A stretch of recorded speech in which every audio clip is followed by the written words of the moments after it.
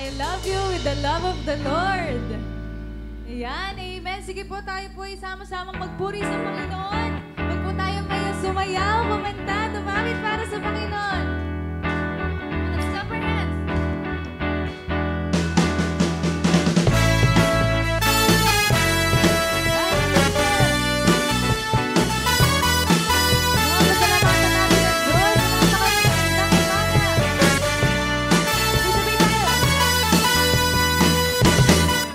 Lagi kang pasasalamatan sa lahat ng iyong kabutihan. Purihin kita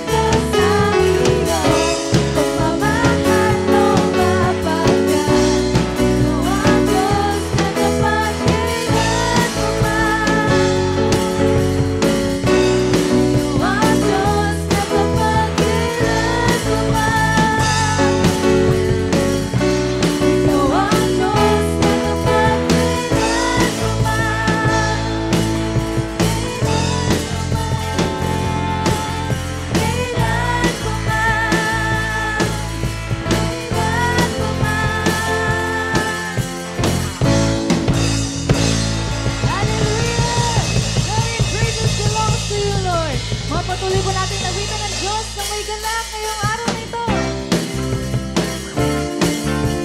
Put your hands together, church.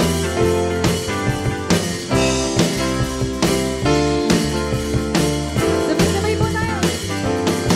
May galak, may saya, may tuwa sa piling ng Diyos. Sapagkat hirap ng puso ay naglalayo. May awit, may saya, at pagpuri para sa Diyos na aking na pusong pinagpala ng lubos. Handog na ay kapayapaan, handog na ay kagalakan, handog na ay kalakasan, sa bawat pusong napapagkat. Kaya't ang awit ng papuri, awit ng pasasalamat, at ang awit ng pagsamba. Para lang sa Kanya. Saan natin uwitin? May saya, may tuwa sa piling ng Diyos. Sapagkat hirap ng puso ay naglalaho. May awit, may sayaw, at pagpuri para sa Diyos na awit ng pusong pinagpala ng lubos.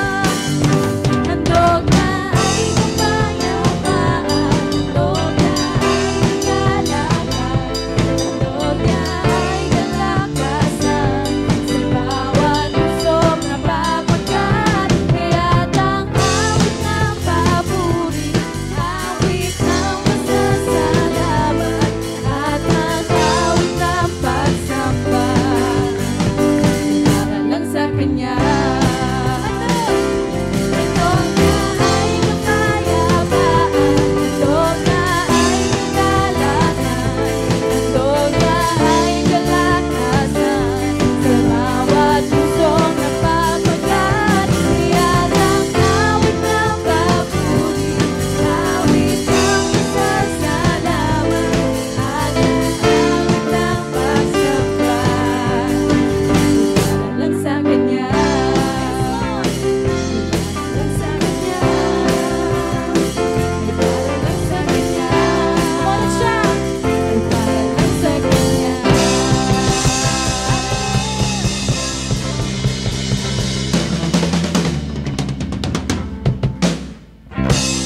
Yes, Lord. Hallelujah.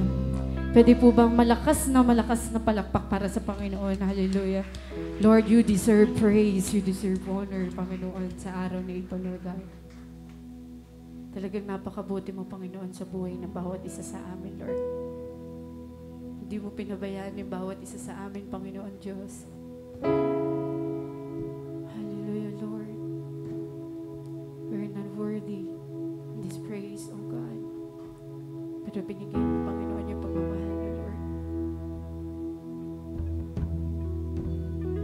Yes, Jesus.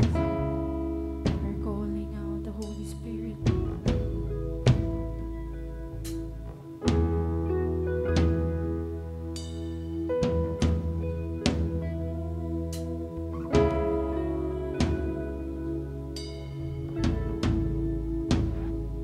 Bakit may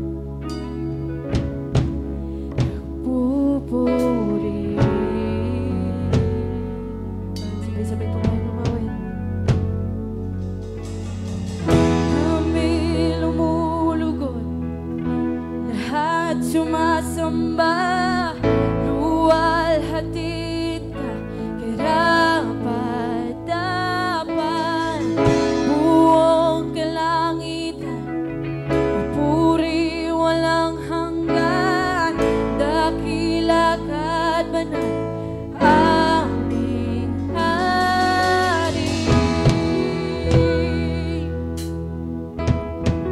O imang hari.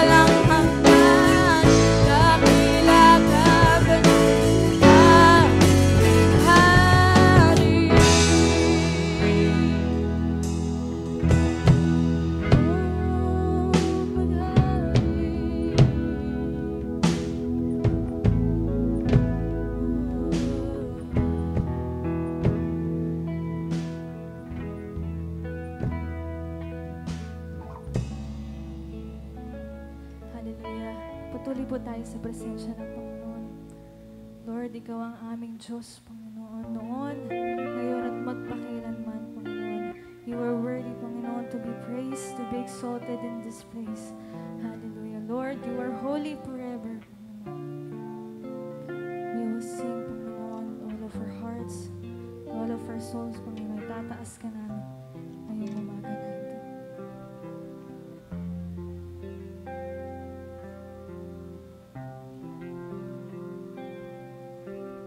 Thousand generations falling down in worship, sing the song of ages to the Lamb.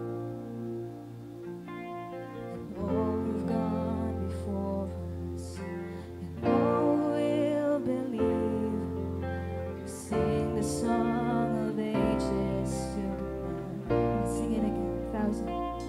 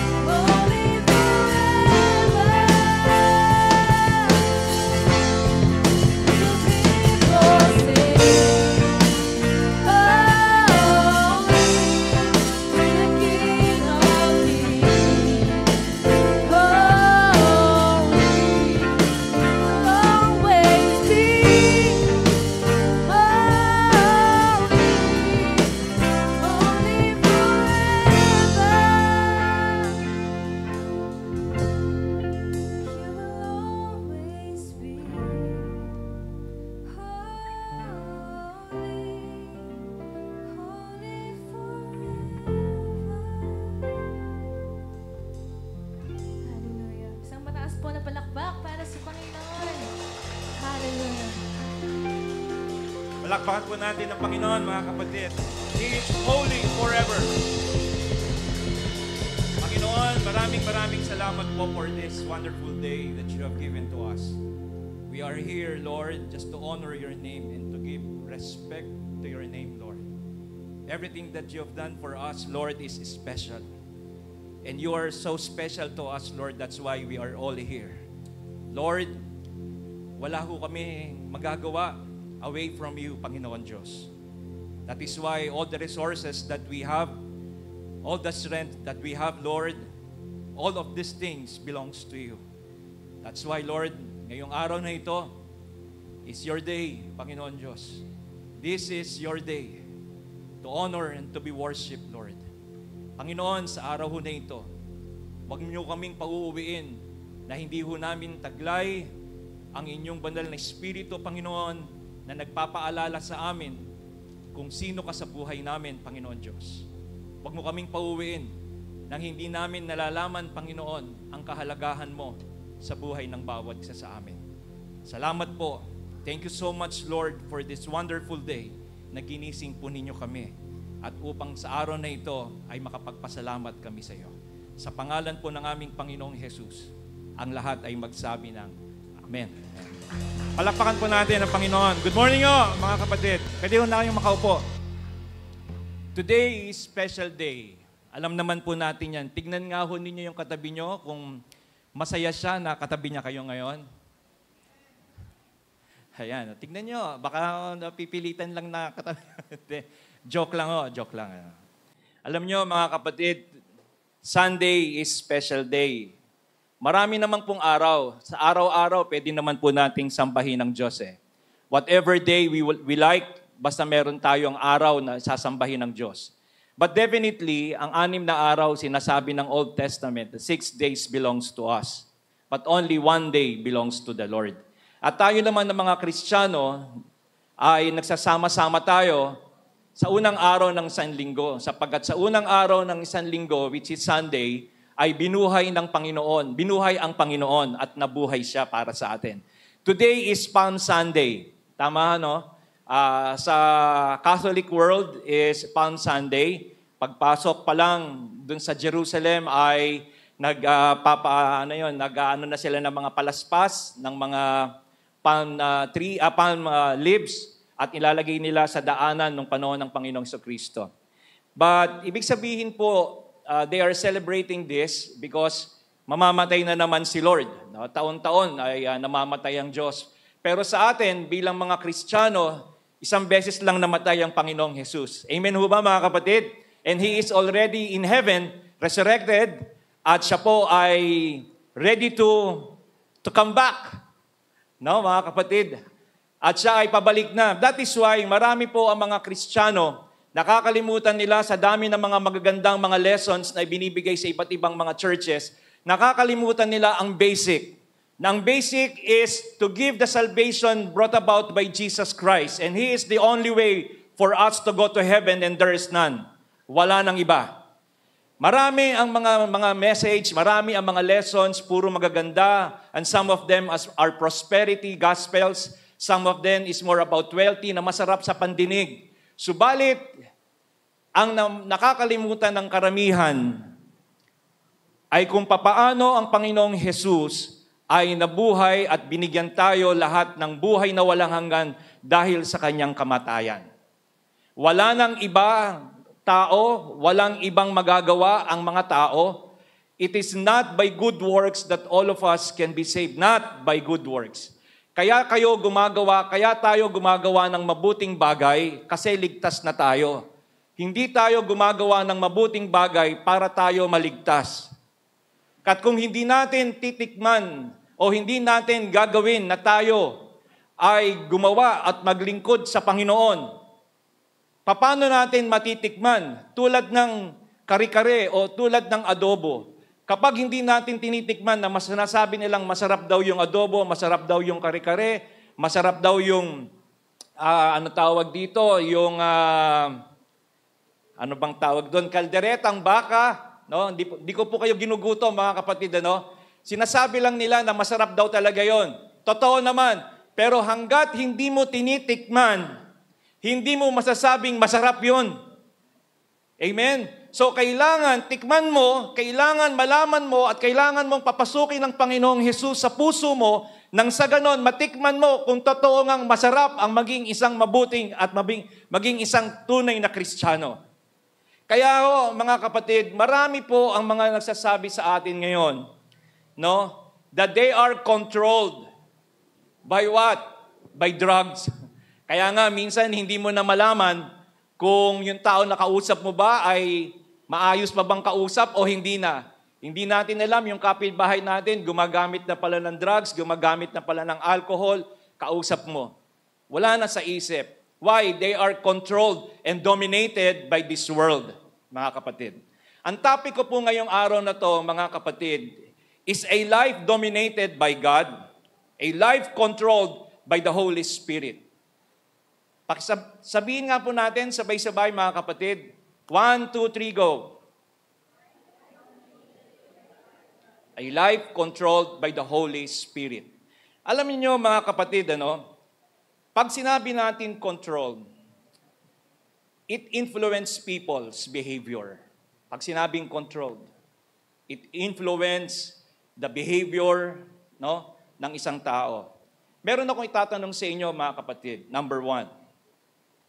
How does God feel about a Christian who wander away from Him? Jason, meron na po. How does God feel about a Christian who wanders away from Him? Ano ho kaya ang mararamdaman ng Diyos kapag ang isang tao po ay lumalayo sa Kanya? Ano ho kaya ang magiging, anong tawag doon? Ano ho kaya ang maaaring mangyari sa Kanya kapag ang isang tao ay lumalayo sa Kanya? Meron tao na nakalimot sa Panginoon, meron naman mga taong lumilimot sa Panginoon. Magkaiba po yung nakalimot sa lumilimot, mga kapatid. Magkaiba po yun. Kaya ano ho kaya ang pakiramdam ng Diyos? How does God feel about a Christian who wander away from Him? Alam niyo kung ano nangyari dun sa prodigal son. Yung alibughang anak, na kinuha niya yung kanyang kayamanan na mana sa kanyang magulang. At ano kaya ang nangyari sa kanya? Hindi ho ba nagkawindang-windang, nagkahirap-hirap ang kanyang buhay, at hanggang sa dumating na halos yung pagkain ng baboy ay kanya nang kakainin. Kaya mga kapatid, pangalawang tanong, how will the Lord respond if you decide to walk away from Him? Ano kaya po ang maaring mangyari na gawin ng Diyos if you walk away from Him? Kapag lumayo ka sa Kanya, ibig sabihin, He is out of your control. Out of His control. Ayaw mong magpakontrol sa Kanya. So how will the Lord respond if you decided to walk away from Him? Kung ano po ang nangyari dun sa prodigal son, number 1, he put pressure. Di ba? He put pressure dun sa tao na yon, sa anak, sa kapatid. No? He put pressure. Masyado mabigat ang buhay para sa kanya. Nagpakasaya siya pero walang kontrol Diretso-diretso. And then the Lord said, He allowed bad things na mangyari sa kanya. He allowed bad things doon sa prodigal son. Kasi lumayo siya sa Panginoon. No? He decided to go away. Kaya napakadelikado sa isang tao na nakakilala ka na sa Diyos tapos lalayo ka sa Kanya. Sabi ng Panginoon, ito ang bibigay ko sa iyo. He allowed bad things to happen. Number 3, He sends adversity. Bibigyan kanya ng mga kaaway na hindi mo alam kung paano lulusutan. Problema, pangyayari sa buhay, kung ano-ano na maaaring magpahirap sa buhay mo, na marirealize mo sa banda-banda dulo doon ay, Lord, babalik na ako sa iyo. He will let you to wreck your life. Hayaan niya yun. Masira ang buhay mo. Ginusto mo yun eh. Sabi nga ng kapatid na Eric, nakausap ko ng isang araw, ginusto mo yan, sabi niya, magdusa ka. So yan yung tagline ni kapatid na Brother Eric eh. Ginusto mo yan, magdusa ka. He will let you to wreck your life.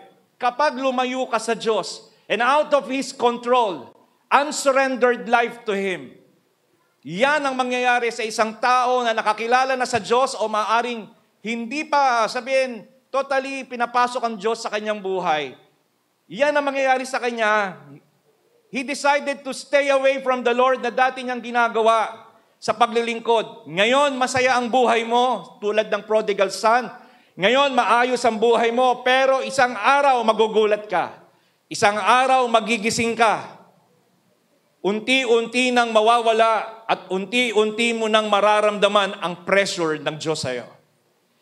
Now, mga kapatid, ang sabi po ng Galatians chapter 5, verse 25, ay ganito po ang pagkasabi.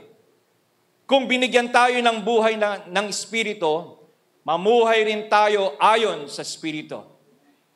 If the Lord gave us this Spirit, which is the Holy Spirit, we need to live with the Holy Spirit like with the Holy Spirit. Ano po ang sabi ng Galatians chapter 2, verse 20? Nakasama po sa ating memory verse, sa ating pong verse 20. Galatians 5:20. 2:20. Kaya ho, mga kapatid, ang sabi doon, wag na daw tayong, sabi natin ang buhay na daw po na buhay na kay Kristo na, hubarin na daw natin yung luma nating pagkatao. Hubarin na natin yung dati nating buhay na sabi natin na malayo sa Diyos.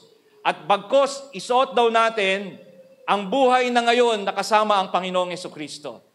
Habang isinusulat ni kapatid na Jaisel yung Galatians 2:20, ay meron na muna akong ikikwento sa inyo bago ko balikan. Meron daw pong, ayan pala, sabi niya, kaya hindi na ako ang nabubuhay ngayon, kundi si Kristo na ang nabubuhay sa akin. At ang buhay ko ngayon sa katawan ay ikinabubuhay ko sa pamamagitan ng pananampalataya sa anak ng Diyos na nagmahal sa akin at naghandog ng kanyang sarili para sa akin. Una po sa lahat, bago ko magpatuloy, binabati ko po muna ang lahat ng mga kapatid natin na nanonood sa online, nanonood sa ibang bansa, nanonood sa probinsya. Magandang umaga ho sa inyo at purihin po ang Diyos sa buhay natin lahat. Ngayon po ay sinasabi po natin na dapat daw po natin as a spirit, ng Espiritu po ng Panginoon ang nasa sa atin na kailangan mamuhay tayo na naaayon po sa Espiritu. It means the Spirit must dominate us. The Spirit must be the one who will control us. It is not already the flesh, but it is the Spirit itself that dominates us. Hindi na po yung katawan natin. It is the Spirit. Meron ako ikikwento po sa inyo na noong World War I, sa gitna ng labanan between Germany and France, meron pong isang magsasaka na sa tingin po niya ay maaari siyang maligtas between these two countries na naglalaban, nag-aaway. Kaya sabi niya, para maligtas ako sa panganib, ganito gagawin ko. Gagawa ako ng uniform na kalahati ay German, ang kalahati ay France. Para kung sakasakaling makita nila ako, oy, German ako, tingnan yung suot ko. German uniform to. At pag nakita naman ako ng France, hindi ako kaaway tingnan nyo naman damit ko, France to. No. Ngayon po, mga kapatid, dahil he is very complacent, he is very relaxed. Kaya sabi niya, di na ako namangangamba. At alam ko, pag nakita nila ako pareho, ligtas ako. Away from the danger, sabi niya. Then one day, nagsasaka siya sa isang bundok, nadun ngayon yung dalawang magkaaway. Sabi niya, palagay ko, di ako nila ako hindi nila ako gagalawin. Kasi, ibig sabihin, friendly ako. Dalawang uniform ko, kaya ligtas ako. So, sumisipol-sipol siya at doon sa gitna ng alam niyang na naglalabanan, medyo sumisilip siyang gano'n. Hindi niya nakita na meron palang mga Germans talaga, mga sniper at saka meron din mga French na mga sniper. Alam niyo kung ano nangyari? Because out of his control, pinagbabaril siya left and right. You know, mga kapatid? Why? Out of control. Akala niya, ligtas na siya because dalawa ang uniform niya. Isang French, isang German. Alam niyo, mga kapatid, alam niyo na kapag walang Holy Spirit sa isang church, if there is no Holy Spirit in the church, church will not grow. The same with a person without Holy Spirit, he is dead. Ang isang taong walang Holy Spirit sa buhay, patay. Ganun din ang isang taong walang Diyos. The same with a person without God, he is dead. Mga kapatid. Kaya nga, life without God is dead. Ang Holy Spirit ang nagpapalago ng isang simbahan. Ang Holy Spirit ang nagpapalago ng spiritual life natin. Ang maraming mga leaders ngayon, mga big churches, nakakalimutan. It is not by their effort. It is not by their capacity. It is not by their strategy that the church will grow. Neither their own plans and their actions. Never. Without the help and the power of the Holy Spirit, walang mangyayari dyan. Kahit magaling ka pang strategy gawin mo o action ang gawin mo, without the presence of the Holy Spirit inside the church will never grow. Because the Holy Spirit is the one who makes the church grow. He is the one. Ginagamit lang tayo. We are just a simple instrument of God para lumago ang simbahan. But we all need to be dependent on the power of the Holy Spirit. Lagi tayong aasa sa magagawa ng banal na Espiritu. Remember, mga kapatid, church without Holy Spirit will not grow. Neither the person without Holy Spirit is dead, and life without God is dead. Kapag ang isang tao walang Diyos, patay yun. Kaya nga, mga kapatid, when we talk about control, sanabi ko po kanina, control is the power to influence people. People's behavior. Kapag kontrolado o control ng isang Diyos ang isang tao, he is being influenced by God. Kaya nga ho, mga kapatid, now, sa panahon po natin ngayon, we are living in a world of change. Alam niyo yun? We are living in the world of change. Gusto niyong makakita ng mga taong worldly? Pumunta kayo sa mall. Nandun. Gusto niyo makakita ng mga taong makasanlibutan ng buhay? Punta kayo sa mall. Simple lang yon.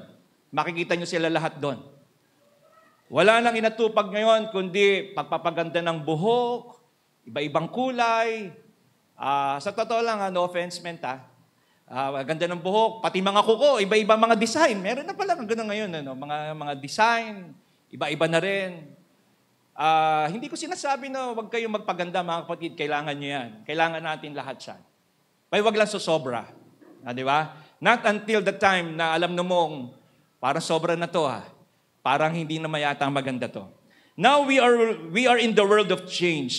Millions of dollars and millions of pesos are spending for psychologists, for psychiatrists, and for the cosmetic surgeries, no, mga kapatid. Because people wants to change their behavior. Because people wants to change their looks. They want to look differently. They want to act differently. But you know, mga kapatid, only God can overturn over this. Ang Diyos lang ang pwedeng magbago sa atin. Just like in Jeremiah chapter 10, he said, kung ang leopardo ay puno ng mga batik ay hindi niya kayang tanggalin Tanging ang Diyos lang, ganun din tayo. Ang ugali natin, ang buhay natin, hindi natin kayang baguhin. Ang Diyos lang ang pwedeng magbago sa atin. We cannot be changed by our parents. The power of our parents is limited. The power of our pastor is just limited. The power of our children or our teachers are limited. Lahat sila, they can give advice, but the choice is yours, mga kapatid. Ikaw lang din ang mamimili at ikaw lang din ang masusunod. Their powers are limited. All of us are living in a world of change, mga kapatid. Even your home, even at your home, sabi mo, ang problema sa bahay namin. Sabi mo, ang problema doon sa kapitbahay namin. Ang problema doon sa environment na pinagtitiran ko. Sabi mo, ang problema doon sa trabaho namin. No, mga kapatid. The basic problem is your heart. The basic problem is our heart. Yun talaga yun. Hindi makakapanahan ng banal na espiritu sa buhay natin kung puno ng sama ng loob, galit, hinanakit ang ating mga puso. Never. Dumadating yan sa puso, sa buhay natin, but hindi natin dapat to pagtatagalin sa buhay natin. Basura yan, mga kapatid. Life is too short. Ang buhay natin ay sobrang ikse para ma-stress tayo. Leave it to them. Life is too short. Hindi lahat ng lumalabas ng pintuan ng bahay natin nakakabalik. Hindi lahat. Kaya mga kapatid, people give just superficial remedies. Psychologists, psychiatrists, cosmetic surgeries, all of them are just giving simple pansamantala lang o yung tinatawag superficial remedies. Alcohol din, drugs, all of this are just superficial remedies para makalimutan mo. Pero alam nyo mga kapatid, there's one thing that God said. God said, anyone who calls in my name will be saved. And His name is Jesus Christ. Amen, mga kapatid? Anyone who calls in my name will be saved. And His name is Jesus Christ. Kaya mga kapatid, if a life dominated by God, if a life dominated by the Holy Spirit, alam niyo ba kung ano mangyayari? Kapag dominated ng Holy Spirit ang buhay ng isang tao, nagpe-pray yan. Nananalangin yan. Meron niyang oras para sa Diyos. Gumagawa siya ng maraming kabutihan. Sineshare niya ang Word of God. Why? Because he is dominated by the Holy Spirit. Ganun din, ang gustong-gusto niyang kasama, alam niyo mga kapatid, pag dominated ka ng Holy Spirit, ang gusto mo laging kasama yung mga Christian din. Yung mga taong nagmamahal din sa Diyos. Kapag ikaw ay dominated by Holy Spirit o dominated by God. Kapag dominated ka ng Panginoon, binibigyan mo ng value ang Diyos sa buhay mo. Kapag dominated ka ng Holy Spirit, inaalagaan mo yung katawan mo. Hindi mo ginagawang basurahan yung katawan mo. Why? Because you are dominated by God. You are dominated by the Holy Spirit. Your life is surrendered to the Holy Spirit. Yun mga kapatid. Pag sinabi nating dominated, filled in. Pag sinabi nating dominated, surrendered life. Kaya mga kapatid, pag dominated ka, ibig sabihin ang nangunguna sa iyo ay ang banal na Espiritu. Pero kapag ang isang tao hindi dominated ng Holy Spirit, wala yang inatupag kundi kumain, matulog, magpahinga, comfort, conveniency. Bakit? Kasi pinapakain natin yung flesh. Pinapakain natin yung flesh. Patay ang spirit. Sabi po ng Ephesians chapter 3. Dehydrated ang Holy Spirit sa buhay natin. Dehydrated ang spirit because na-overpower tayo ng flesh, mga kapatid. Kaya ano po ba ang maaaring maging paraan ng Panginoon? Ang tanging paraan na pwede nating magawa ay ang papasukin natin ang Panginoong Jesus sa buhay natin. At kapag pinapasok natin ang Panginoong Jesus sa buhay natin, ma-overpower ng banal na Espiritu ang buhay natin. Kaya masasabi ninyong, parang may kakaiba sa kaibigan ko. Parang may kakaiba sa kapitbahay namin. Even you, masasabi mong, I cannot explain paano nangyayari sa akin to. Dati, gustong-gusto kong manigarilyo, pero ngayon, parang ang pait-pait sa akin ng sigarilyo. You cannot explain what happened.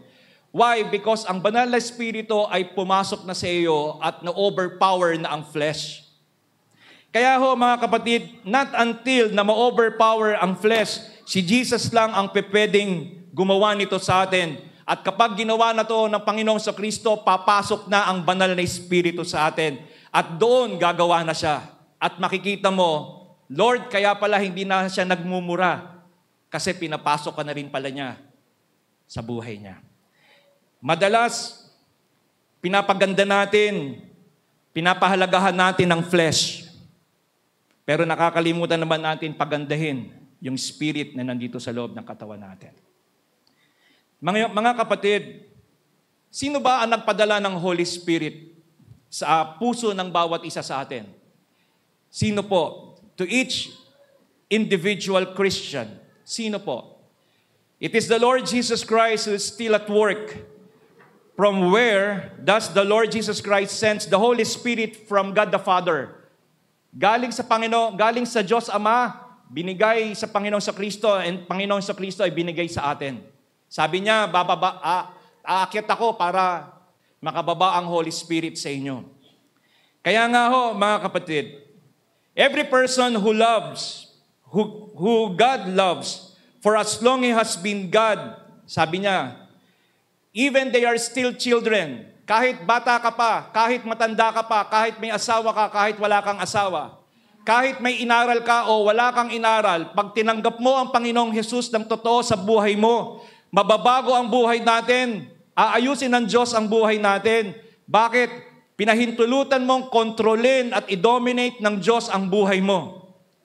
Kapag hindi mo pinapasok ang Panginoong Hesus sa buhay mo, umaattend ka lang, nagsisimba ka lang, sumasabay ka lang sa mga kantahan, hindi ka naman Christian. Tawag sa iyo, religious. Relihiyoso ko lang. But you are not a Christian. We thought that we said that we are Christian. Are we Christian? Are you Christian? No, I'm a Baptist. Are you a Christian? No, I'm CCF. Are you a Christian? No, I'm Victory. Mga kapatid, wala yan. Alam nyo, pag may sakit na kayo, tulad nito, pag may sakit na kayo, wala na yung diploma nyo dyan. Pag mabigat na yung problema nyo, wala na yung degree nyo. Pag hirap na kayo sa buhay at wala na kayong mapuntahan, wala nang taong nagtiwala sa inyo. Bali, wala na yung mga education natin. Pag may sakit ka na at sinabi ng doktor sa'yo, wala ka ng pag-asa. 2 buwan ka na lang, mamamatay ka na. Lahat na, palagay ko mga kapatid, lahat ng educational degree na meron ka, PhD, doctorate, at kung ano-ano, wala nang magagawa lahat yan. But there is one powerful God in heaven that can do everything for you. The impossible will be possible para sa iyo. And His name is Jesus Christ and no one else. Amen, mga kapatid? Hindi kayang pagalingin ng doktor yung sakit mo. Never. Sinabi ng doktor sa iyo, wala ka na, mamamatay ka na. Sabi ng doktor, hanggang dito na lang ang buhay mo. But God said, no. You are mine. You will serve me. And you will tell them about me. Yung sakit mo, gagawin ng Diyos na testimony para maraming tao makakilala sa iyo. Alam nyo mga kapatid, pag pumupunta tayo sa simbahan, ang nagsisimba tayo, huwag tayong umasa na tayo tatanggap. Dapat pagpupunta kayo ng simbahan, dapat ang Diyos ang tatanggap ng pagsamba natin. At kung bigyan man tayo ng Panginoon, bonus na yon. Kaya tayo nagsisimba, kaya tayo nagwo-worship sa Diyos, kasi ang Diyos ang dapat ang tatanggap, hindi tayo ang tatanggap. Yun ang maliwanag mga kapatid. At kung makatanggap man tayo ng blessing, the Word of God, na nakita natin ng mga kapatid natin, that's bonus. We say that we are Christian. Why? Sabi natin, many people have said, I am a Christian.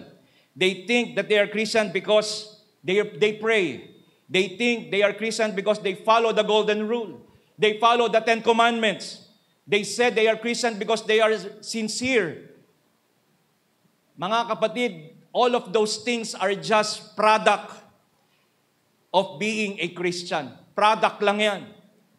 Kaya tatandaan natin, mga kapatid, kapag ang isang tao pinapasok na ang Diyos sa kanyang buhay, the Holy Spirit will manifest. Ano po ang sabi? Sabi nga pag pinapasok mo na ang Holy Spirit sa buhay mo, change the way of our living. Change the things in our wrongs in life. Hindi natin kayang baguhin, tulad ng sinabi ko sa inyo kanina, hindi natin kayang baguhin. Sa Jeremiah 10, ulitin ko, kung papaano ang leopardo ay maraming batik sa kanyang katawan na hindi niya kayang maalis at tanggalin. Ganon din ang buhay ng tao, hindi niya kaya tong baguhin. Dahil ang Diyos lang ang pwedeng magbago ng buhay natin. Hindi si pastor, hindi si mama natin, hindi si papa natin, hindi si doktor. Ang Diyos lang ang kayang magbago sa atin. Kaya mga kapatid, pag sinabi natin pinapasok na natin ang Holy Spirit sa buhay natin, we surrender our life to the Holy Spirit. We need to change the way of our living. Kailangan babaguhin na natin yung pamumuhay natin. Yung dati nating pamumuhay na sagad, na salbahe, masama, palasagot, nang aaway, nandadaya, mandarambong, chismosa, lahat.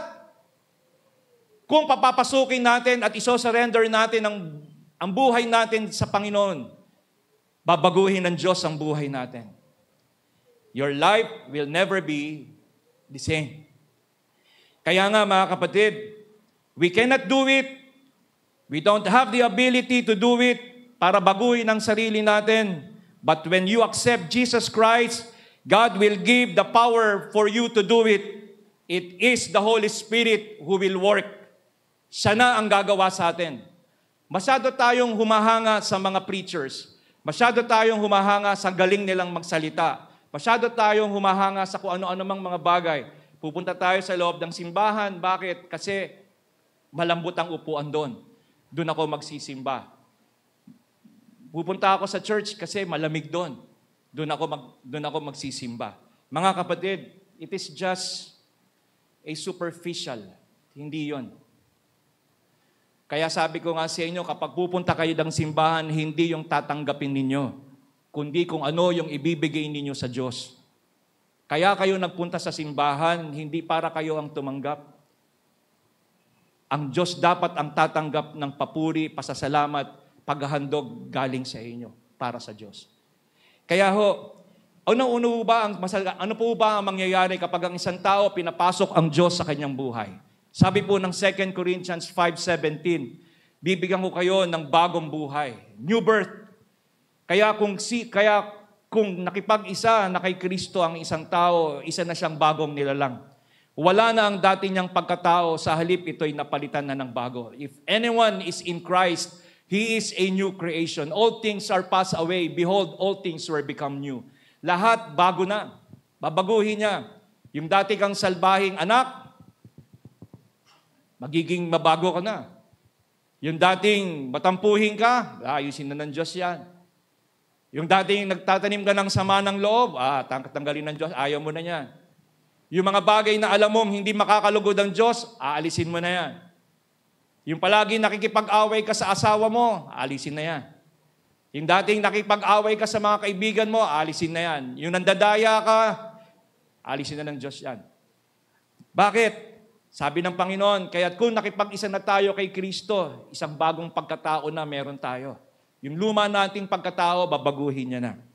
Kaya mga kapatid, He brings about new birth. And it might said, I cannot understand what is happening to me. Hindi ko na alam ano nangyayari sa akin. Simula nung tinanggap ko ang Panginoong Kristo, bakit kaya nagkaganito ako? Noon, nang hindi ka pa totoong tumatanggap sa Panginoong Kristo, sabi mo, nagsisimba naman ako. Galing nga ako sa Christian family. I listened to 1,000 of sermons. I've gone to attend thousands of seminars and conferences. Pero walang epekto. Bakit wala? Bakit walang pagbabago sa akin? Why? Wala. Until one day, it strikes something doon sa message ng pastor, nung nagbabasa ka ng Bible, it strikes your heart. And then, from that day on, sabi mo, Lord, nakita mo na lang, umiiyak ka. Nare-realize mo, one sin to another sin, nare-realize mo, ang dami ko palang kasalanan sa Diyos. Isang tao, nagpaalala sa'yo, pumunta lang sa bahay ninyo, and then may sinabi siyang word of God sa'yo. Pag alis niya, sabi mo, nga, no? Tama yung sinabi niya.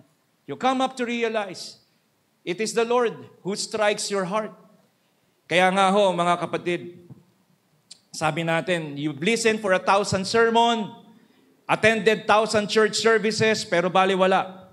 But then one day, it strikes your heart, and it changed your heart, and it is a new birth from the Lord. According to, sabi ng isang preacher, the name is Benny Hinn, he said, sabi niya, the greatest miracle is not financial. The greatest miracle is not physical. Sabi niya, no. The greatest miracle, sabi niya, there is nothing greater miracle known unto man than a new birth experience from the Lord. That was and still is today the greatest miracle. There is no greater miracle known unto man than a new birth experience from the Lord. That was and it still is today the greatest miracle. The greatest miracle is not financial. The greatest miracle is not physical. But the greatest miracle is a new birth from Jesus Christ. If you truly accept Jesus in your heart, kung totoo mong pinapasok at isinuko mo ang buhay mo sa Diyos, God will direct your life. He will redirect your life.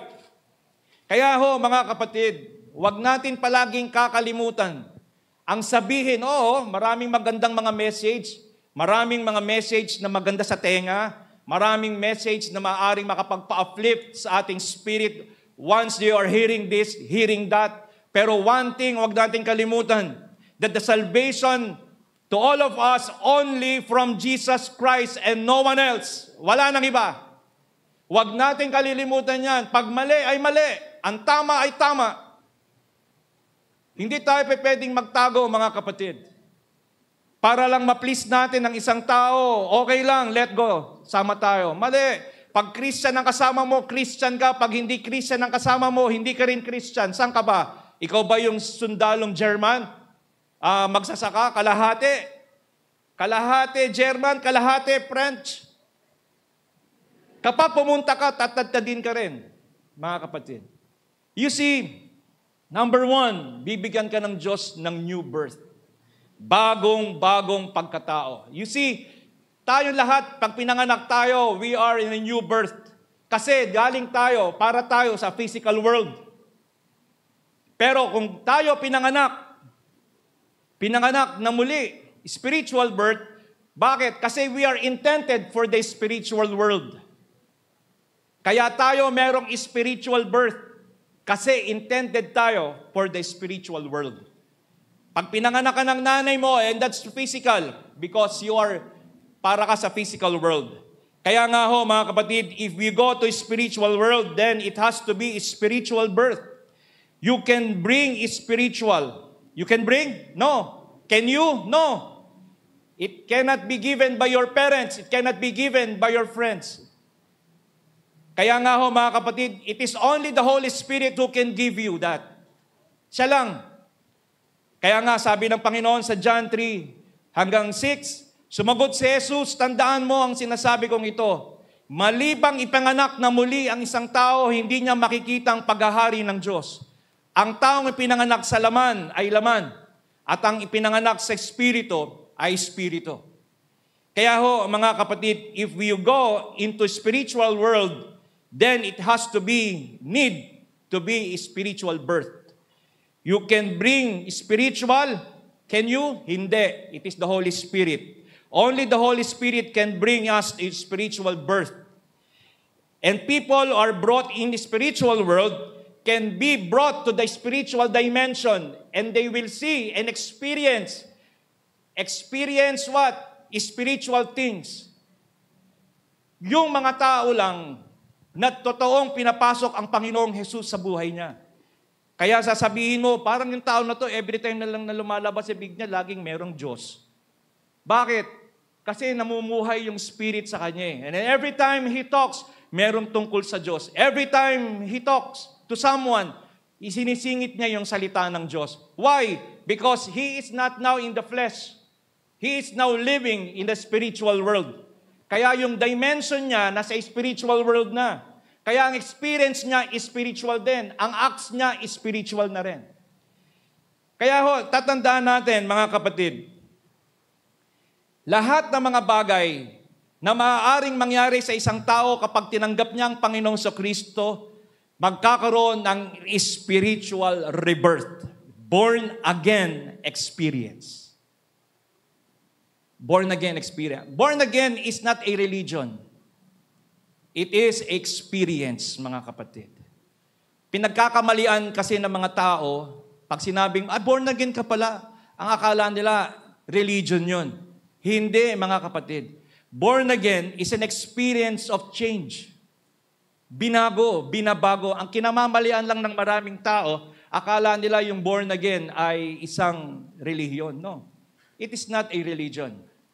Kaya mga kapatid, when we talk about born again, it is born from above. Kaya nga sabi ko sa inyo, hindi nyo kayang baguhin yung sarili ninyo. Tanging ang Diyos lang ang makapagbabago sa inyo.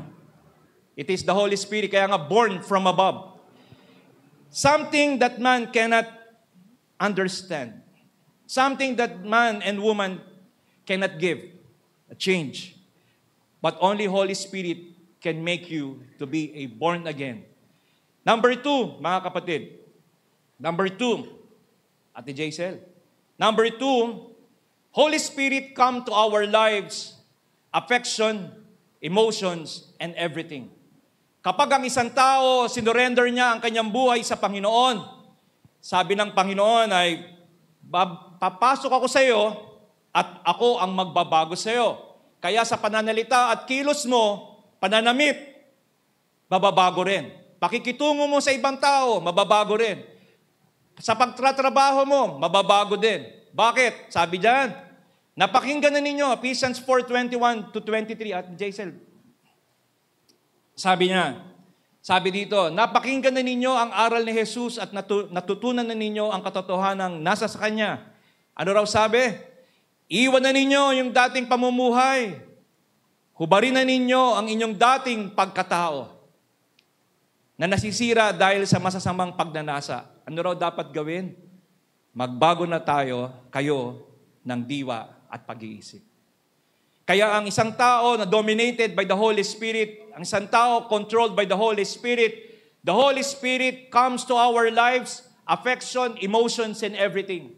Sa lahat-lahat, above everything, prioritize niya na ang Diyos. Pinaprioritize niya na ang Diyos sa kanyang buhay.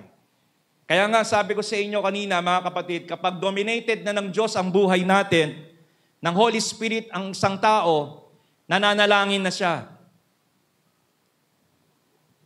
Umaawit na siya ng mga Christian songs. Kapag dominated na ng Diyos ng Holy Spirit ang buhay ng tao, gumagawa na siya ng maraming kabutihan. Nagsishare na siya ng salita ng Diyos. Ang gusto niyang kasama na ngayon ay mga taong nagmamahal na rin sa Diyos. Ang mga binibigyan niya ng oras, ang Diyos sa kanilang buhay, iginagalang na niya yung katawan niya. Hindi niya na nilalagyan ng basura. Kapag ang isang tao dominated na ng Holy Spirit, kapag ang isang tao sinuko na ang buhay sa Diyos, iba na yung nagiging pamumuhay niya, nababago na. Pero sinabi ko rin sa inyo, kapag ang isang tao walang Panginoon sa kanyang buhay, he is a dead man.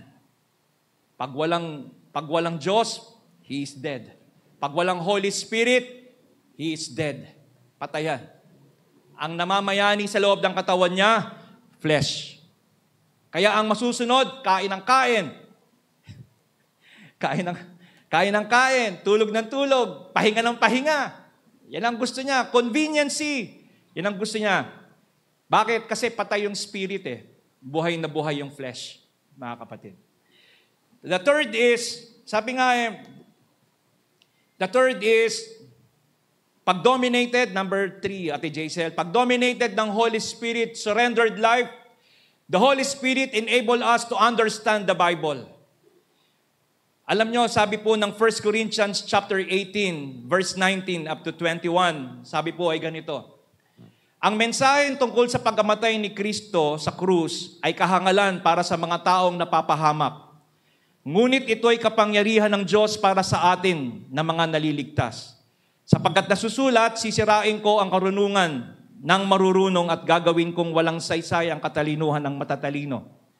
Ano ngayon ang kabuluhan ng marurunong? Ng mga tagapagturo ng kautusan, ng mga mahuhusay na debatista sa kapanahunang ito. Ipinakikita ng Diyos na ang karunungan ng sanlibutan ito ay pawang kahangalan lamang. Sa pag-aayon sa karunungan ng Diyos, hindi niya pinahihintulutang siya'y makilala ng tao sa pamamagitan ng karunungan.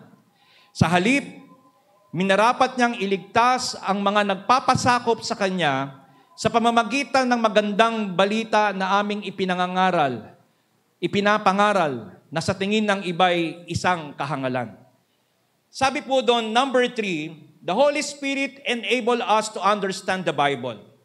Apostle Paul said, the natural man, which is the unbeliever, because he never received the Holy Spirit, he will never understand about the Word of God.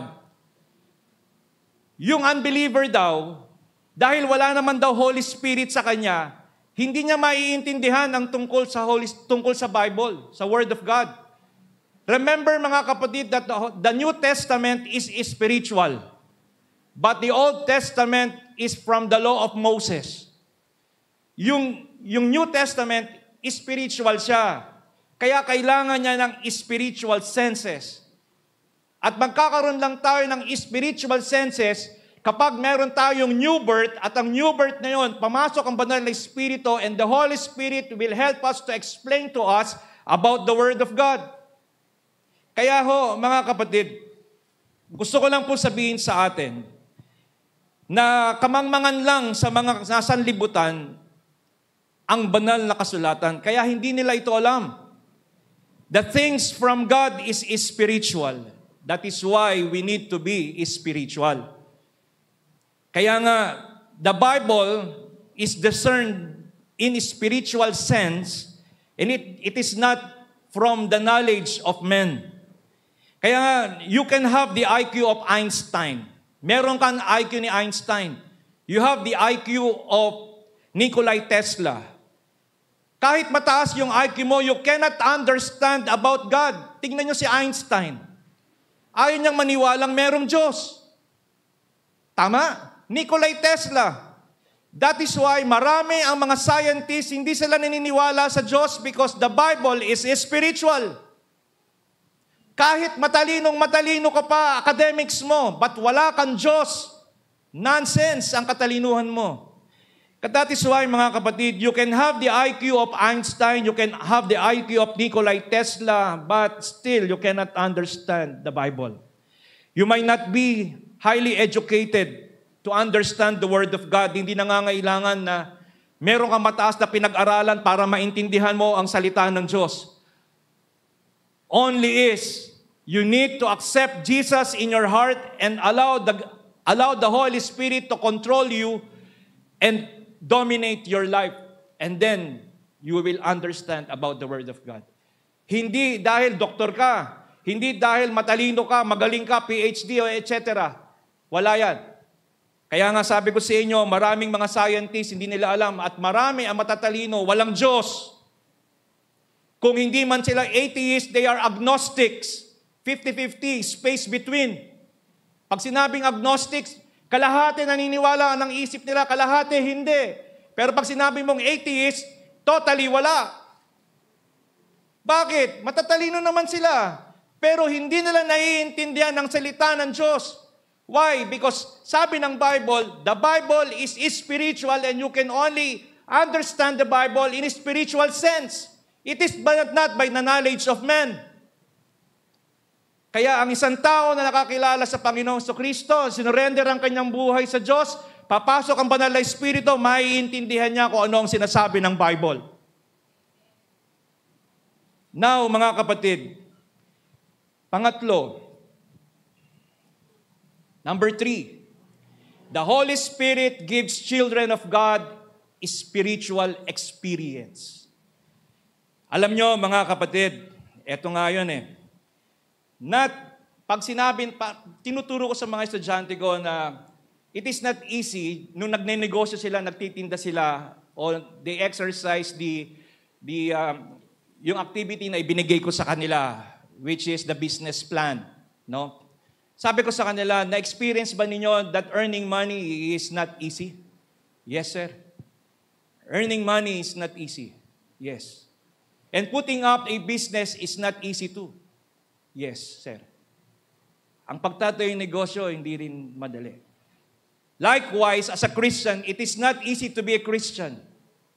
Hindi madali ang pagiging Kristiyano. Madali siyang sabihin, pero mahirap siyang gawin.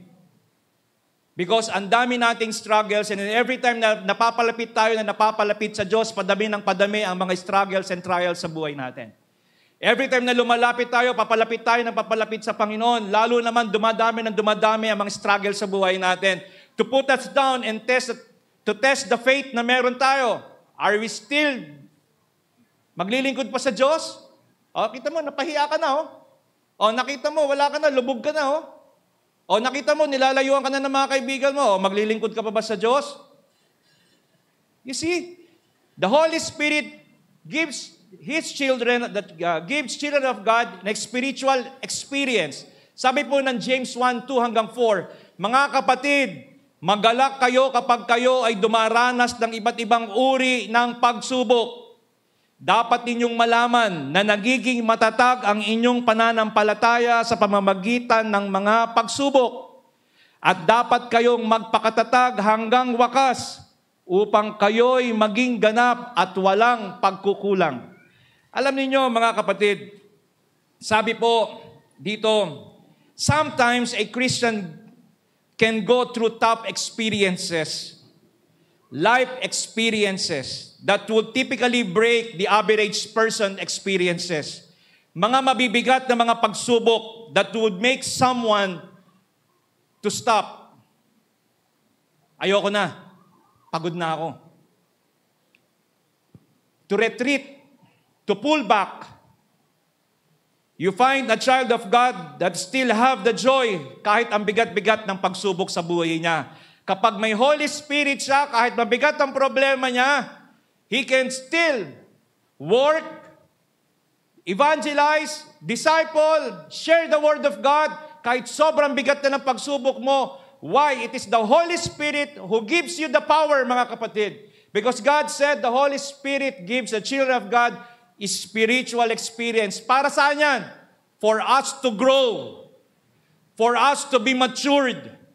For us to be deeply rooted sa Diyos. Kaya niya tayo ginagawa niyan. Huwag tayo magtataka bakit wala na akong problema. Everything is okay. Dati, nung Christian ako, sobrang dami kong problema. Ngayon, wala na akong problema. Ang lahat, mayroong ganda ng trabaho, ang ganda ng negosyo ko, pasok-pasok ang negosyo, pasok-pasok ang pera. Mga kapatid, we need to be vigilant.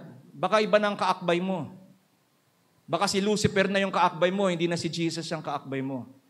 Why? Because every time we said that we are Christian, trials and testings will happen to us. Dadating at dadating yan, mga kapatid, lalo kapag lalapit ka ng lalapit sa Diyos, at lalo kang napapagamit sa Diyos, ginagamit ka ng Panginoon, hindi yan magtatagal, mga kapatid. Dadami ang mga pagsubok natin, hindi tayo makakasabi, Lord, tama na. Talagang dadating yan. To test us, sabi dito, mga kapatid, magalak kayo kapag dumadanas kayo ng iba't ibang uri ng pagsubok. Dapat ninyong malaman na nagiging matatag ang inyong pananampalataya sa pamamagitan ng pagsubok. Because of these trials and testing, our faith become tough. Tumitibay tayo, mga kapatid. Kaya nga, kapag may problema ka sa pamilya mo, may problema ka sa negosyo mo, may problema ka sa relationship ninyo, Unahin mo pa rin ang Diyos and God will make a way, mga kapatid. Gagawa ang Diyos ng paraan. Unahin mo siya sa buhay mo. If we will just, sabi nga natin kung kilala mo lang yung Diyos na sinasamba mo, hindi mo gagawin sa Kanya yan. Kasi kilala mo siya. Yung hindi ka dumadalo sa pagsamba, yung hindi ka dumadalo sa mga gawain, yung wala kang pakialam doon sa mga gawain, bahala na yung mga kapatid kung saan sila. Ikaw na. Hindi. Kung kilala mo yung Diyos na sinasamba mo, hindi mo gagawin sa Kanya yan. Kung kilala mo yung Diyos na sinasamba mo, dapat ginagamit ka na ng Diyos para mag-evangelize. Kung kilala mo yung Diyos na sinasamba mo, dapat sinishare mo yung Word of God. Dapat hindi mo itinatago yung pagiging Kristiyano mo, yung tinatawag nating undercover Christian. Pagka Christian ang kasama mo, Christian ka. Pag hindi Christian, hindi ka rin Christian. Hayaan na lang nila na malaman nila Kristiyano ako. Why? Bakit? May tinatago ka. Next, mga kapatid, number 4. Sabi po, alam niyo no, kagabi habang nagsishare ako ng Word of God doon sa mga seniors napag-usapan namin na hindi sapat yung pagiging mabait lang.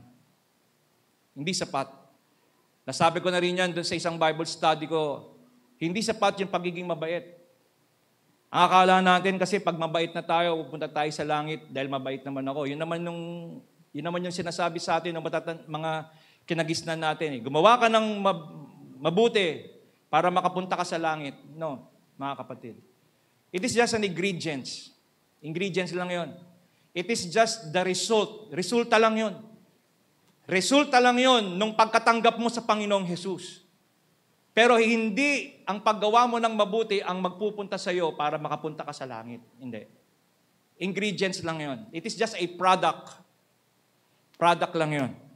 Kaya mga kapatid, nasabi ko sa kanila, kita nyo nga si Usa, dun sa 2 Samuel, sabi ng Diyos, ang humawak dyan sa Ark of the Covenant, mamamatay.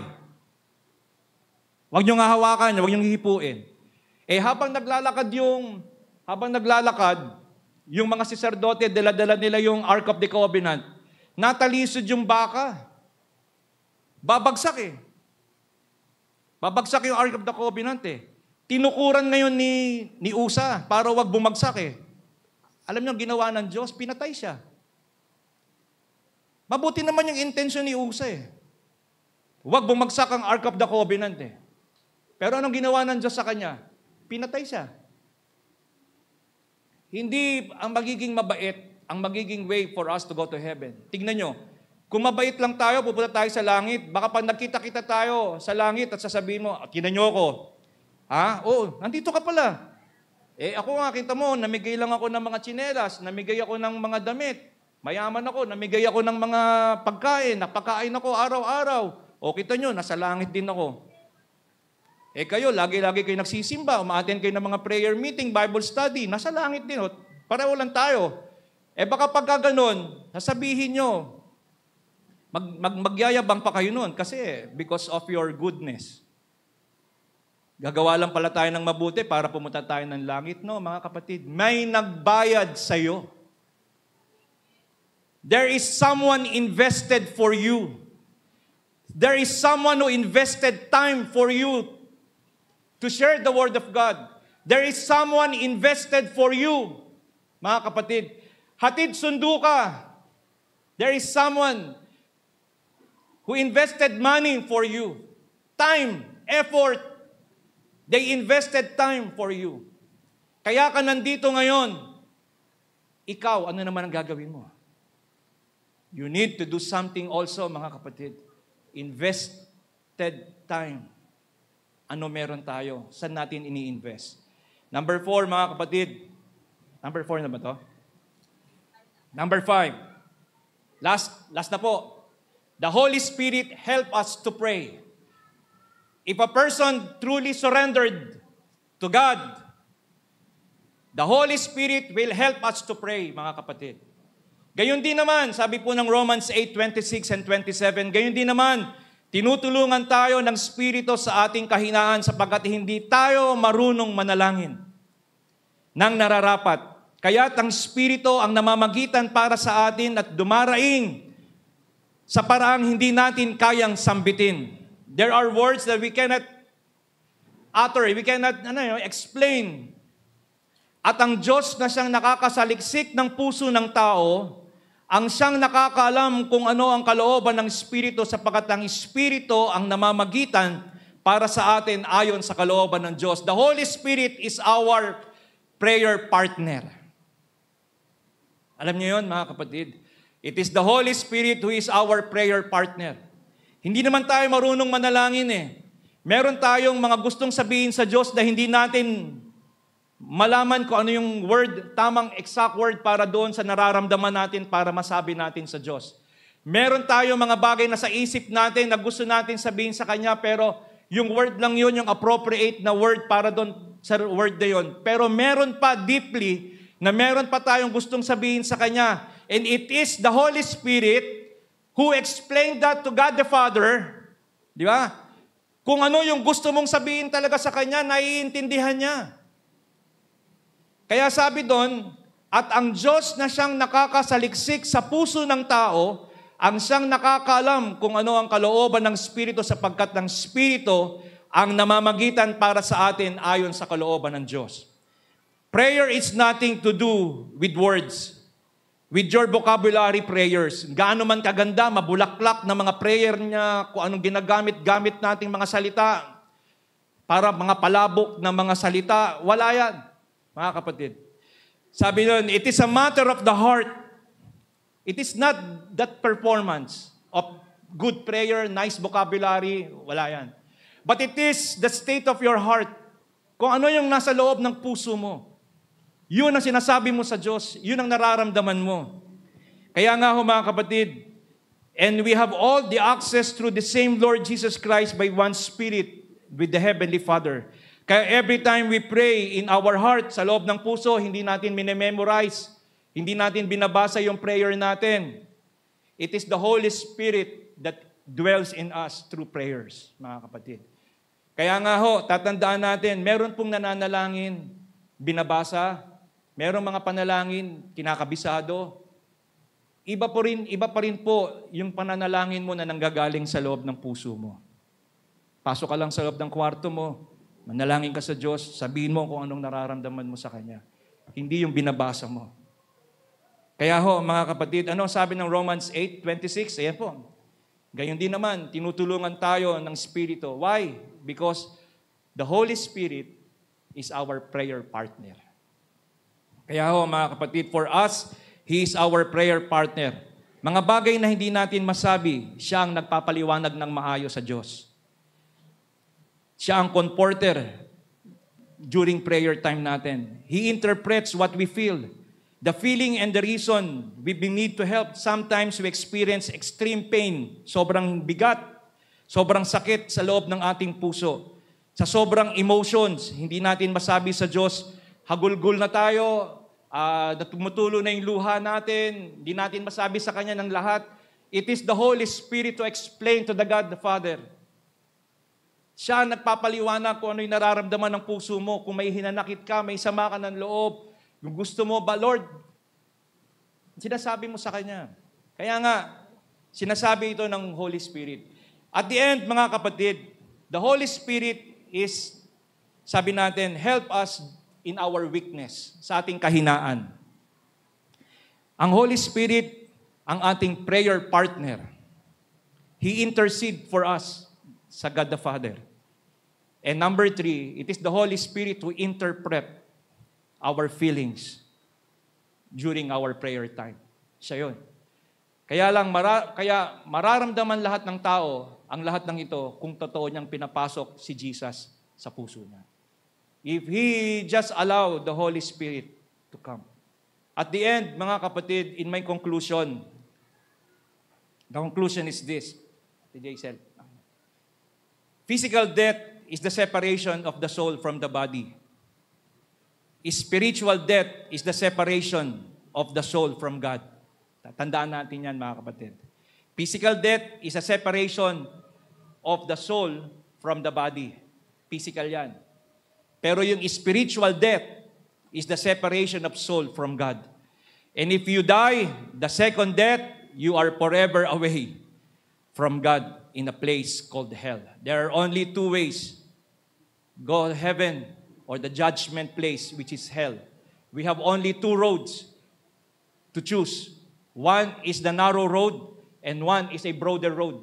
Isa masikip, isa maluwag na daan. Tayo mamili. Pero kung napamili nyo na is the broader road, yung maluwang ang daan, well, you need to change your mind, mga kapatid. Accept Jesus Christ now and go to the narrow road. Diba? Dalawa lang yan. Kaya ho, next, Ate Jaisel, you don't want to die spiritually. And the way you keep from dying spiritually, you have to be born again. No? You have to be born again. You have to receive Jesus Christ as your Savior and Lord. And that's what Jesus means when you put your trust in Christ. Kaya ho, in the end, Jaisel, physical death will be out of this life, but it will just introduce you in the most beautiful life you can imagine. That is eternal life. You can imagine the eternal life with Jesus, which began at the moment of our salvation. Accept Jesus Christ now or else, mga kapatid. Marami pong salamat, and I know if we will just surrender our life to Jesus Christ, the Holy Spirit will help us in our daily living. We will be, sabi natin, our life will be victorious. Hindi successful, victorious. Marami pong salamat, mga kapatid, at palakpakan po natin ang Panginoon. I hope I sent the message very clearly po sa inyo about the surrendered life with the Holy Spirit. Huwag nating hayaan na makontaminate ito ng flesh, mga kapatid. Pag na-contaminate ito ng flesh, ang spirit natin will be dehydrated. Wala na. Lalayo-layo na tayo sa Diyos. Hindi na tayo, ayaw na nating magsimba, ayaw na nating gumawa. Wala na. Kaya ho, mga kapatid, hayaan natin palagi ang pagdilingkod sa Diyos, dapat tuloy-tuloy. Dapat ang pagdilingkod sa Diyos, puspusan. Walang hinto-hinto. Wala ka man kasama, may kasama ka, dire-diretso. Bakit? Kilala mo yung Diyos na pinaglilingkuran mo. Kilala mo siya. At hindi mo gagawin sa Kanya ang mga bagay na yon kung hindi mo siya kilala. Mga kapatid, tayong lahat po ay yumuko at panalangin. Heavenly Father, thank you so much, Lord, for this wonderful lesson that we had. A surrendered life. A life, Lord, sabi namin na naglilingkod sa iyo. A surrendered life. Salamat po, Panginoon, sa buhay na ito. Dahil alam nyo, Lord, hindi ho namin kayang baguhin ang ugali namin. Hindi namin kayang baguhin the way of our living. Hindi namin kaya, Lord. But there is only one way for us to be changed. It is Jesus Christ and the power of the Holy Spirit who can change us, Lord. Lord, maraming salamat po. Tulungan mo kami na lalo po kaming maging matatag, Panginoon, bilang isang mananampalataya sa iyo.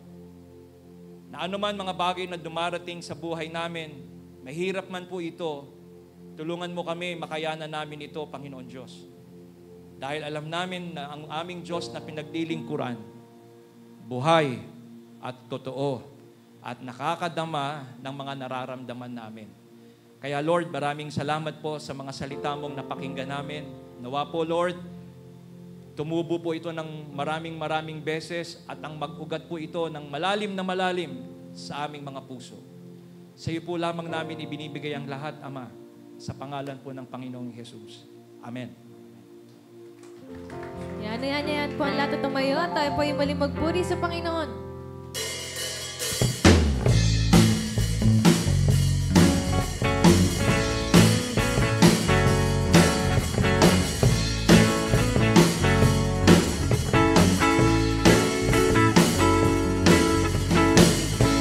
Sasalamatan sa lahat ng iyong kabutihan.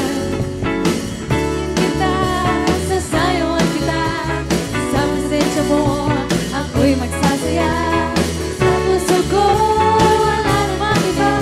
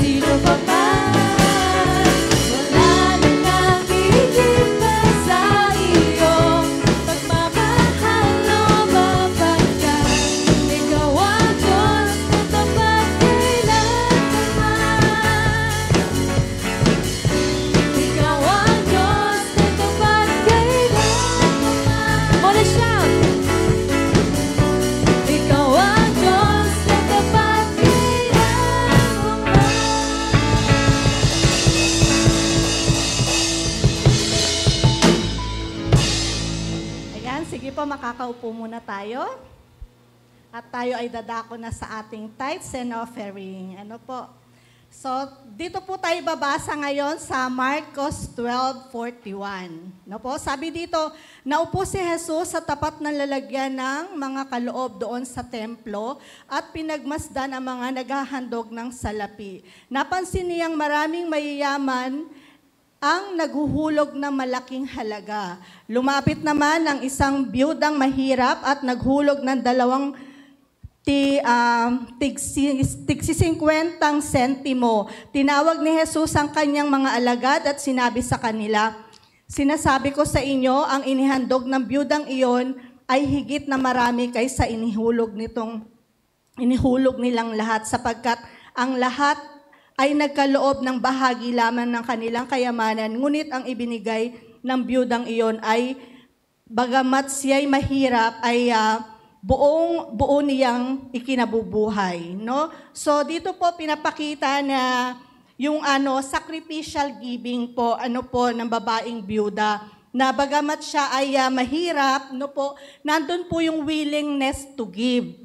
At hindi lang po dapat tayo yung basta-basta nga nagbibigay, dapat po meron tayong pananampalataya, kasama po yung pananampalataya, at kinikilala po natin na yung mga bagay sa mundong ito ay pagmamay-ari ng Diyos yan. At kailangan din po, sabi ko nga po, dapat nandun din yung puso natin kasama po sa at yung pagtitiwala po natin. Kasi pag nag-aalinlangan ka na magbigay at tinatanong mo na po yung sarili mo na kung dapat ba akong magbigay ng aking tithes, yung ikasampung bahagi sa Diyos, parang tinatanong mo na rin sa sarili mo kung nagtitiwala ka ba sa Panginoon. So, kailangan po meron tayong faith dahil naniniwala tayo na kahit na yun na lang yung pera natin, God will provide lahat ng ating pangangailangan. Amen po ba? Amen. Sino po yung naniniwala na ipoprovide ng Lord yung lahat ng kanilang mga pangangailangan? Amen. Sige po, tayo po ay tumayo at ihanda po natin yung ating mga kaloob sa ating Panginoon at tayo po ay mananalangin. Hallelujah. Thank you, Lord. Thank you, Jesus. Thank you, Holy Spirit. Panginoong Diyos na makapangyarihan sa lahat.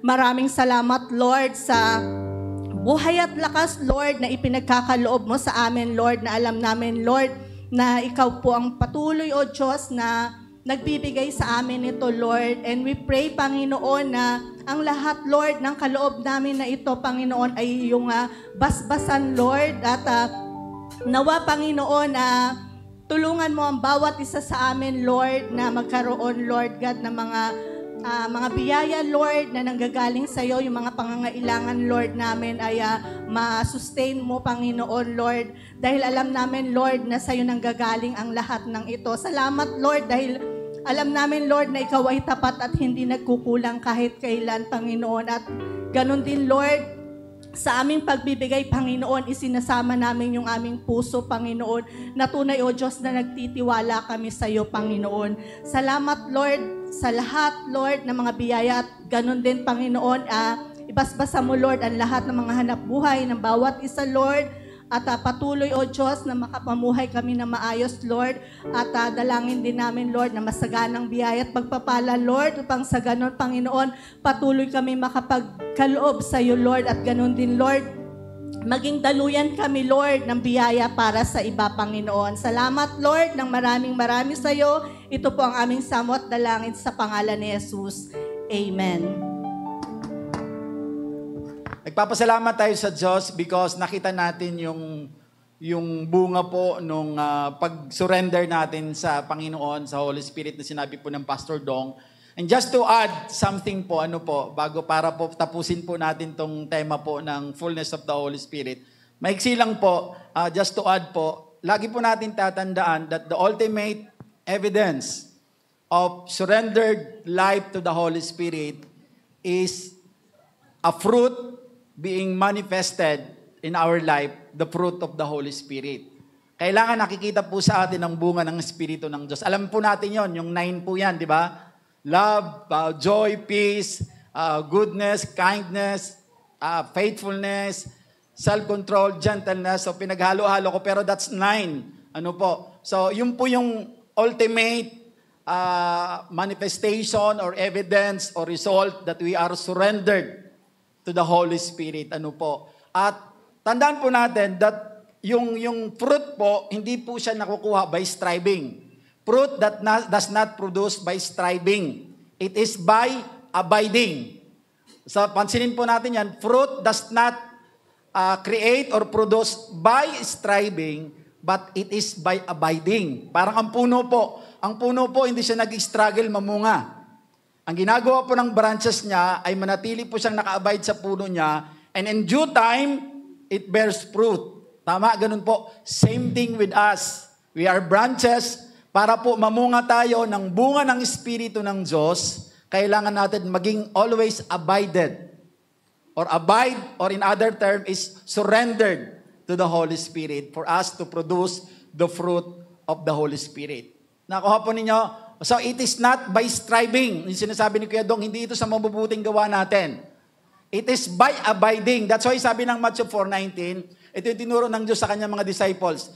Follow me. The first word na sinabi ng Diyos sa mga dinadala niyang, yung 12 disciples, ang lagi niyang invitation, follow me, and I will make you fishers of men.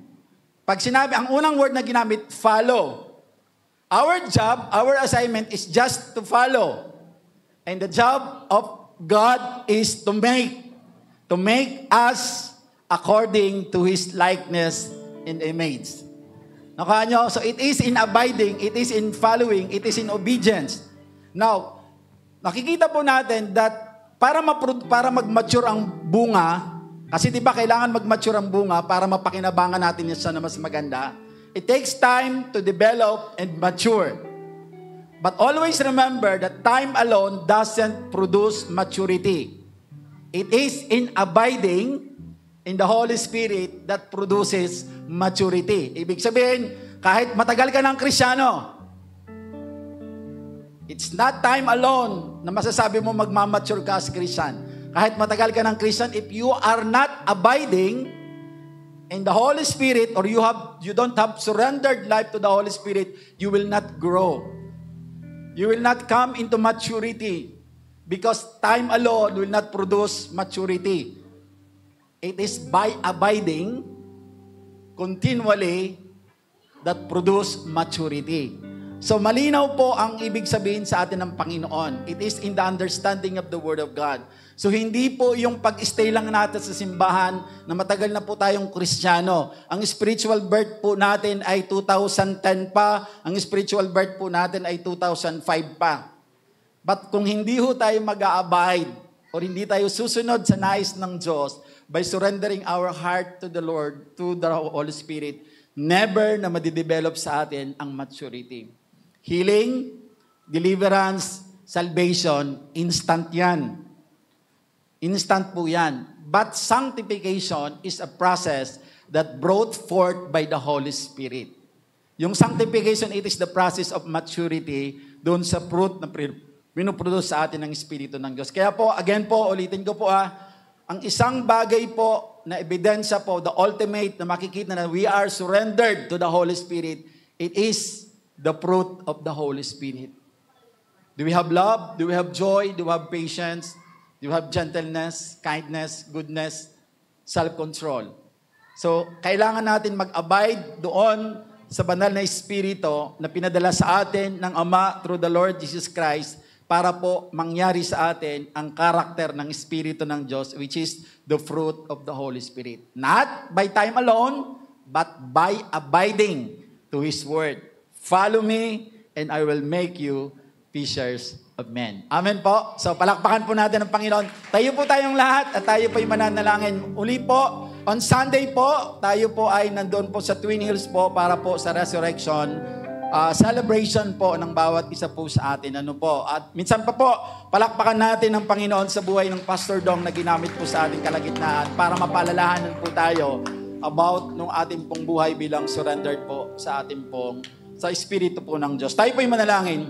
Banal at mapagpalang Diyos, salamat po sapagkat tunay, Lord, na Ikaw ang Diyos na lagi pong nagtuturo po sa amin upang patuloy, Lord, na maunawaan po namin ang kahalagahan at katotohanan po ng iyong salita, O Diyos. Tunay, Lord, it is from the understanding of your words na tunay, Panginoon, na nagkakaroon po ng tunay po na transformation ang aming mga buhay. And it is only through the power of the Holy Spirit that will truly transform our lives, Panginoon. Katulad po ng mga nabanggit ng aming pastor na ginamit po sa aming kalagitnaan ng Pastor Dong, na kahit gaano mo katalino, kahit gaano kataas ng IQ ng isang tao, kung hindi po siya magsasubmit sa pagsunod sa kalooban ng Espiritu ng Diyos by surrendering our life to Jesus and let the Holy Spirit move in our lives, hindi po namin mauintindihan ang kahalagahan ng salita ng Diyos, because as you have said, Lord God, it is from the understanding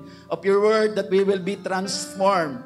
Kaya Lord, because your word is spiritual, we need the Holy Spirit. Kaya Lord, help us to surrender always, every day of our life, Panginoon, na maisuko po namin ang buhay namin sa banal na Espiritu, sa pangunguna ng Espiritu Santo, nang sa gayon, maunawaan po namin ang mga salita na nagmumula sa iyo na amin pong binabasa. Maintindihan po namin bakit kami nakakaranas ng mga pagsubok sa buhay. Maintindihan po namin kung anong pagkatawag niyo po sa bawat isa sa amin, at maintindihan po namin kung paano ka po namin maluluwalhati at patuloy ka po namin mapaparangalan. Ng maintindihan po namin na ang trabaho po talaga namin ay patuloy pong magdala ng kaluluwa pabalik sa iyo, because ito yung desire ng puso mo. It is your heartbeat, Lord God, na ang bawat isa po sa amin na nakaranas po ng pagbabago ng buhay, sa pagsuko ng buhay namin sa iyo, sa pagtanggap namin kay Kristo bilang Panginoon at aming tagapagligtas, our responsibility now, Lord God, is to bring other people back to you, Panginoon. And it is only through a surrendered heart to the Holy Spirit na maunawaan po namin ang context, Panginoon, ng pagkatawag niyo po sa bawat isa sa amin. Lord, may dahilan po kayo kung bakit niyo kami tinawag, upang kami po ay maging kamanggagawa niyo, Panginoon. Kaya Lord, tulungan niyo po kami habang papalapit ang panahon ng iyong pagbabalik, Panginoon, because we are now in the last days, Lord God.